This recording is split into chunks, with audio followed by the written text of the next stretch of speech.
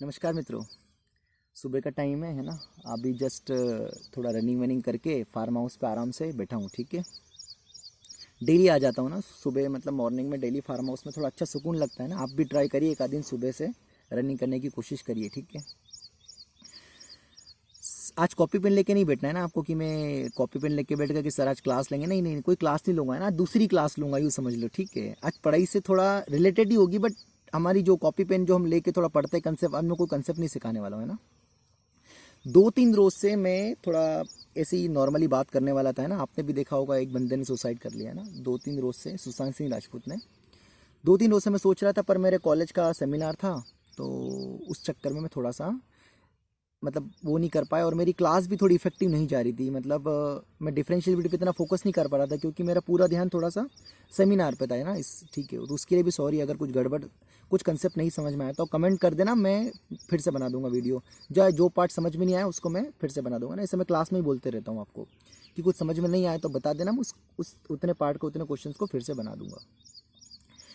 खैर, आज भी कुछ मैं बोलने वाला हूँ जो मुझे कोई आइडिया नहीं है, मैं कोई स्क्रिप्ट तैयार नहीं है ना, बस जस्ट आया और अभी रनिंग वनिंग करी और ऐसा लगा कि अरे ना आज थोड़ा सेमिनार हो गया है, कल तो थोड़ा फ्री हो गया, तो ऐसे कुछ बोल बता देता हूँ, है ना। कुछ भी मतलब कुछ भी मतलब जो ये जो सुसाइड वाली बात इसके ऊपर ही थोड़ा है ना, ये हल्का सा थोड़ा सा मतलब हल्का सा ऐसा मैं भी कुछ फेस कर चुका हूँ या मैं देख चुका हूँ ऐसे बहुत सारे इंसिडेंट, तो उस टॉपिक पे आज बात करने वाला हूँ। ठीक है, तो कुछ गड़बड़ हो जाए तो सॉरी, है ना। मुझे ऐसी कोई आदत नहीं ना, मुझे आदत है बोलने की। फ़ोन के सामने ऐसी आदत तो हो गई है अकेले चिल्लाने की क्लास में, पर टॉपिक के ऊपर मैं बोल सकता हूँ, है ना। पढ़ाई से रिलेटेड, क्योंकि वहाँ क्वेश्चन रहते हैं, कंसेप्ट रहता है।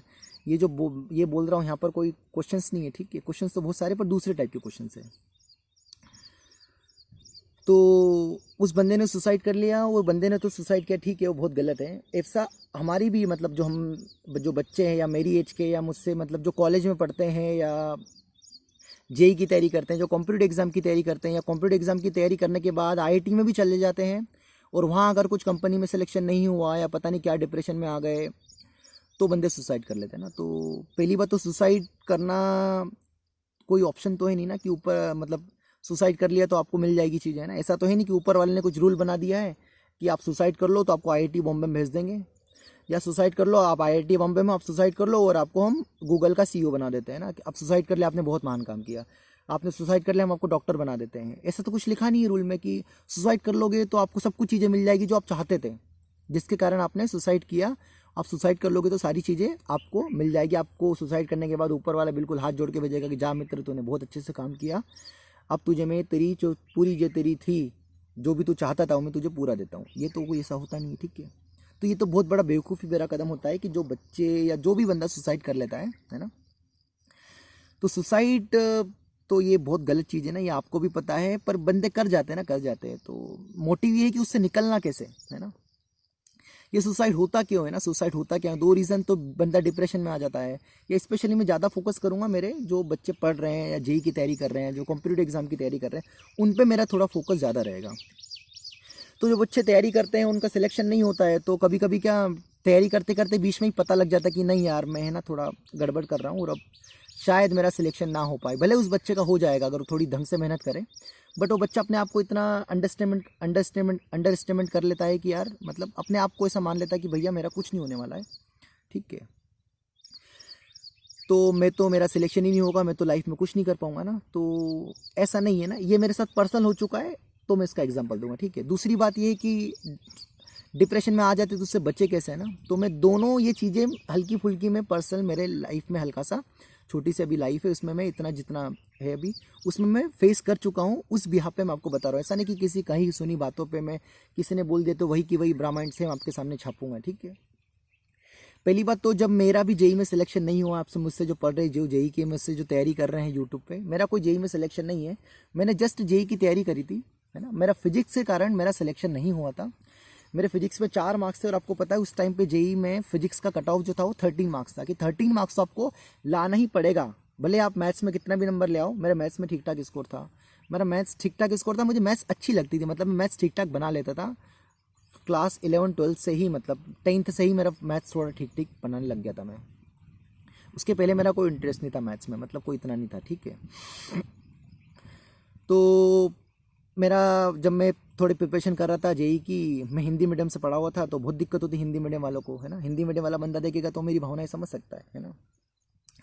तो बहुत दिक्कत थी, तो मैं तैयारी कर रहा था, तो मुझे पता है कि यार है ना, बीच में मुझे ऐसा लग गया था जनवरी के अराउंड कि यार है ना, मतलब अब गड़बड़ हो जाएगा मामला, क्योंकि फिजिक्स में मार्क्स भी कमा रहे टेस्ट में और फिजिक्स बन ही नहीं रही है, जबकि फिजिक्स बहुत मेहनत कर रहे हैं ना, खूब मेहनत कर रहे हैं, खूब मेहनत कर रहे हैं, खूब मेहनत कर रहे हैं, है ना।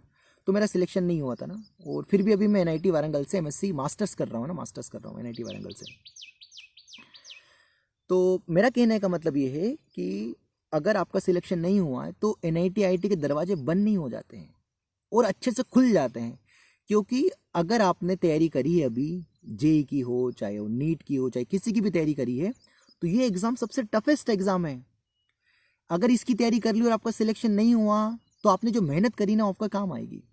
उस टाइम पे अगर मैं सोच लेता कि मेरा आईआईटी में सिलेक्शन नहीं होगा यार, पता नहीं, अब तो पता नहीं, फिजिक्स में तो कमा ही नहीं रहे, तो मैं मैथ्स भी पढ़ना बंद कर देता हूँ, केमिस्ट्री पढ़ना बंद कर देता हूँ, मैं तो सब छोड़ छाड़ के बिल्कुल आराम से घर पे बैठ जाता हूँ, तो फिर तो मैं पढ़ा ही नहीं पाता आपको मैथ्स अभी। पर उस टाइम पे मुझे पता था कि चलो मैथ्स अच्छे से आता है, मैथ्स को अच्छे से करूँ, है ना।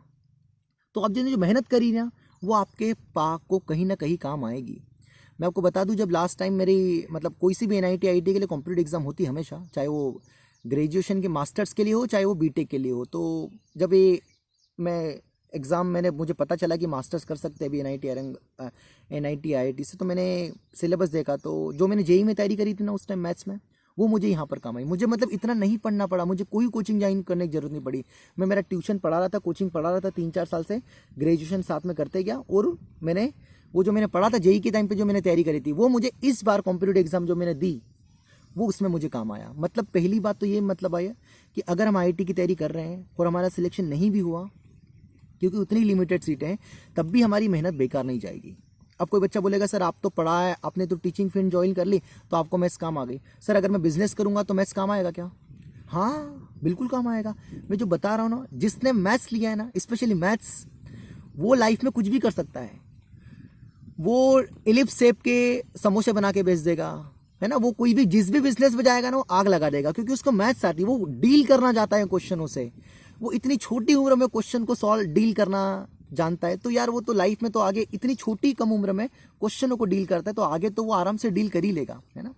तो ये जो आपने पढ़ा है ना, आपको बच्चा बोलेगा सर केमिस्ट्री की रिएक्शन कहाँ बिजनेस में काम आएगी? नहीं, आपने जो उसको डील किया ना, उस रिएक्शन को जो समझा, जो आपने जो परेशानी को जो सुलझाया है ना, वो आप आगे आपकी जब बिजनेस में परेशानी आएगी तो उससे रिलेटेड आप जो भी परेशानी आएगी या आप डील करना आप जानते हो, तो आप समझ जाओगे कि नहीं यार कोई दिक्कत वाली बात नहीं, मैं पहले ऐसी चीज़ें फेस कर चुका हूँ, तो आप बिजनेस में भी फेस कर लेंगे।